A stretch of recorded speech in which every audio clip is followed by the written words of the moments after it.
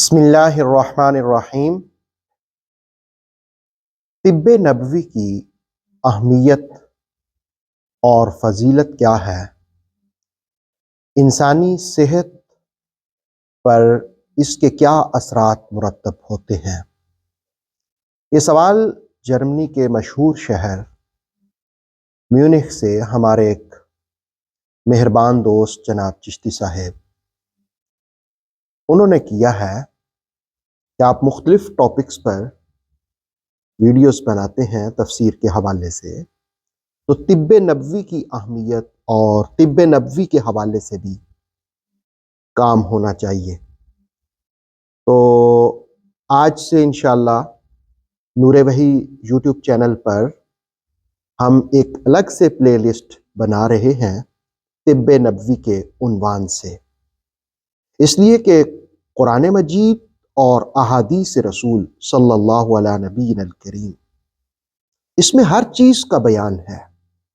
سورہ نحل کی 89 نمبر آیت ہے وَنَزَّلْنَا عَلَيْكَ الْكِتَابَ تِبْيَانًا لِكُلِّ شَيْءٍ، اور ہم نے اس کتاب کو نازل کیا اور ہر چیز کو کھول کر واضح طور پر بیان کر دیا۔ وہ اللہ کی کتاب میں ہر چیز ہے، طب بھی ہے۔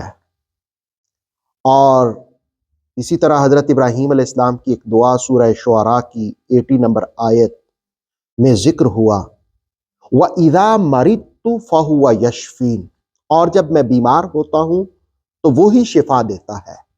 شفا دینے والا تو اللہ ہے، اور ایسا نہیں ہے کہ اللہ رب العالمین نے اگر بیماری پیدا کی ہے تو اس کا علاج نہیں رکھا۔ قرآن مجید سورہ فجر نے کہا کہ ہر چیز کو جوڑا پیدا کیا۔ جوڑے کا مطلب ہے کہ اگر بیماری ہے تو اس کا علاج بھی ہے۔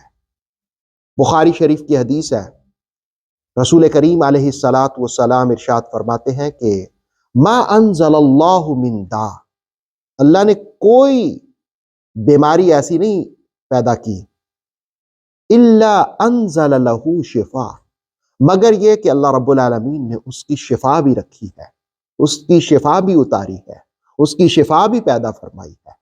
گویا ہر بیماری کا علاج موجود ہے۔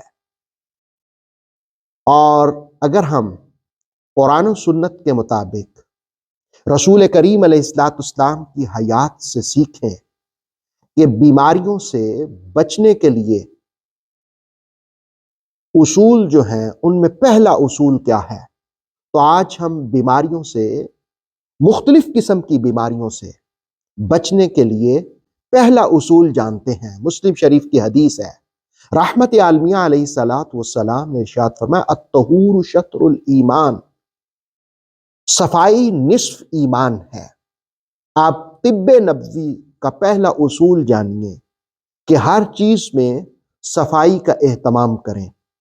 رسول کریم علیہ السلام تو استنجا فرماتے تو پانی کے ساتھ استنجا فرماتے، بخاری کی حدیث ہے۔ اس کا مطلب یہ ہے کہ پانی استعمال کرنے سے پاکیزگی زیادہ حاصل ہوتی ہے، صفائی زیادہ حاصل ہوتی ہے۔ یہ جدید میڈیکل سائنس کے حوالے سے وہ کہتے ہیں کہ پخانے کی جگہ کے قریب ایک بالدار پھوڑا نکلتا ہے، اور وہ ایسا خطرناک ہوتا ہے کہ آپریشن کے بغیر اس کا علاج ممکن نہیں ہے۔ اسی طرح پیشاب کے راستوں اور گردوں میں پیپ کا پیدا ہو جانا، مہلک جراثیم پیدا ہو جانا، یہ سارے اس وجہ سے پیدا ہوتے ہیں کہ جس وقت صفائی کا اہتمام نہیں کیا جاتا۔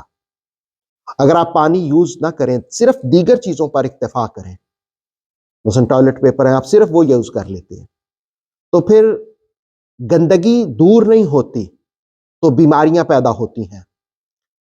تو رسول کریم علیہ السلام کے طب کے حوالے سے پہلا اصول یہ ہے کہ پاکیزگی کا خیال رکھا جائے۔ بلکہ قرآن نے تو ان لوگوں کی تعریف کی جو پہلے مٹی کے ڈھیلے استعمال کرتے اور پھر اس کے بعد پانی استعمال کرتے، تو ان کی طہارت اور پاکیزگی کو قرآن نے بیان کیا۔ تو طب نبوی کا پہلا اصول یہ ہے کہ پاکیزگی کا خیال رکھا جائے، صفائی کا خیال رکھا جائے۔ اسی طرح اب کھانا کھانے لگتے ہیں تو کھانا کھانے سے پہلے کھانے کا وضو کر لیں. کھانے کا وضو یہ ہوتا ہے کہ ہاتھ دھوئیں اور اس کے بعد پھر کلی کر لیں. یہ چہرے کا حصہ جو آگے والا ہے اس کو دھو لیں. تو رسول اللہ صلی اللہ تعالی علیہ وسلم کی حدیث ہے، ترمذی اور ابو داؤد نے اس کو روایت کیا کہ برکت الطعام الوضو، کہ طعام میں برکت ہوتی ہے جس وقت اس سے پہلے وضو کیا جائے، والوضو بعد، اور اس کے بعد وضو کیا جائے. گویا کھانے کا وضو یہی ہے، ہاتھ دھونا، کلی کرنا اور منہ کا اگلا حصہ دھو لینا. اچھا، پھر بخاری کی حدیث یہ بھی ہے، یہ نہیں کہ آپ ہاتھ دھوئیں اس کے بعد آپ ٹاول یا کسی چیز کے ساتھ ہاتھوں کو پونچھ لیں، اس کے بعد آپ کسی کپڑے کے ساتھ، ٹاول کے ساتھ اس کو صاف نہ کریں تاکہ اس کپڑے سے مزید جراثیم آپ کے ہاتھ میں نہ آئیں.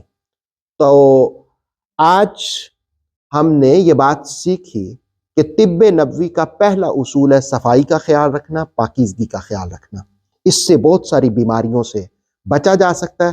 انشاءاللہ یہ ہم نے ایک پلے لسٹ بنا دی ہے طب نبوی کے عنوان سے، مزید ہم اس پر گفتگو کرتے رہیں گے. رسول کریم علیہ السلام کیا چیزیں استعمال کرتے تھے کھانے میں، اور کن کن وجہ سے بیماریوں سے بچا جا سکتا ہے، کن بیماریوں کا علاج رسول اللہ علیہ السلام نے کیسے کیا. انشاءاللہ ان سارے ٹاپکس پر ہم ڈسکشن کریں گے. ऑथेंटिक इस्लामिक नॉलेज के लिए नूर वही यूट्यूब चैनल को सब्सक्राइब कीजिए, बेल आइकन को प्रेस करना मत भूलिए. नूर वही फेसबुक, इंस्टाग्राम और टिकटॉक पेज को भी फॉलो कीजिए ताकि हमारी हर न्यू वीडियो आप तक बर वक्त पहुंच सके.